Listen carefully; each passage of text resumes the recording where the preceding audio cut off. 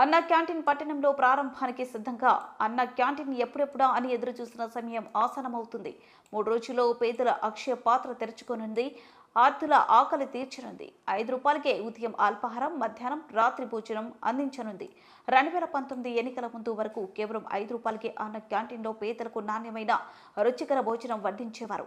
వైకాపా అధికారంలోకి వచ్చాక తేదేపపై అకస్సుతో వాటిని మూసివేయించిన విషయం తెలిసిందే. కొత్తగా ఏర్పడిన ఎన్డీఏ ప్రభుత్వం అన్న క్యాంటీన్లకు పునర్జీవనం తీసుకురావాలని సంకల్పించింది. ముఖ్యమంత్రి చంద్రబాబు నాయుడు ఆదేశానుసారం ఈ నెల 15 నుంచి తిరిగి ప్రారంభించేందుకు అధికారులు చర్యలు చేపట్టారు.